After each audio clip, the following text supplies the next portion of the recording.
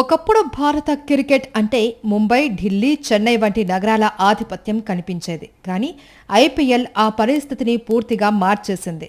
అమ్రోహా నుంచి మహ్మద్ షమి, జమ్మూ కాశ్మీర్ నుంచి ఉమ్రాన్ మాలిక్, గుజరాత్ నుంచి హార్దిక్ పాండ్యా ఇలా చిన్న పట్టణాలు, గ్రామీణ ప్రాంతాల నుంచి వచ్చిన ఆటగాళ్లు ప్రపంచ క్రికెట్లో తమ ముద్ర వేశారు. ఐపీఎల్ విజయంలో టాలెంట్ స్కౌటింగ్ వ్యవస్థ కీలక పాత్ర పోషించింది.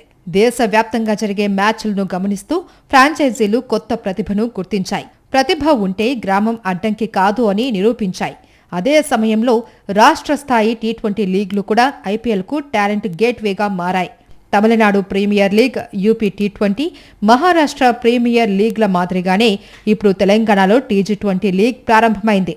హైదరాబాద్ క్రికెట్ అసోసియేషన్ నిర్వహిస్తున్న ఈ లీగ్లో జిల్లా స్థాయి ఆటగాళ్లకు ప్రత్యేక ప్రాధాన్యం కల్పిస్తున్నారు. గ్రామీణ ప్రాంతాల్లోని యువ క్రికెటర్లకు ప్రొఫెషనల్ వేదికను అందిస్తూ వారి ప్రతిభను ప్రపంచానికి పరిచయం చేయాలి అన్నదే ఈ లీగ్ లక్ష్యం.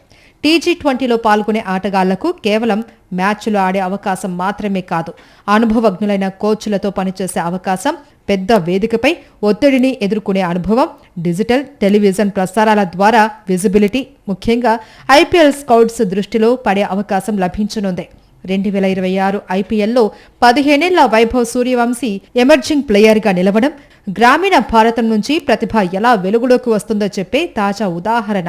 ఇలాంటి కథలు తెలంగాణలోనూ పునరావృతం కావాలి అంటే టీ20 వంటి లీగ్లు కీలక పాత్ర పోషించనున్నాయి. నేడు జిల్లా స్థాయిలో ఆడుతున్న ఆటగాడు రేపు ఐపీఎల్ వేదికపై కనిపించే అవకాశం ఇప్పుడు మరింత దగ్గరైంది.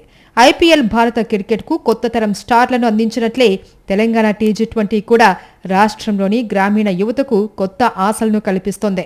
దాగి ఉన్న ప్రతిభను గుర్తించి భవిష్యత్తు స్టార్లుగా తీర్చిదిద్దే వేదికగా టీ20 నిలుస్తుంది అనే ఆశాభావం వ్యక్తమవుతోంది.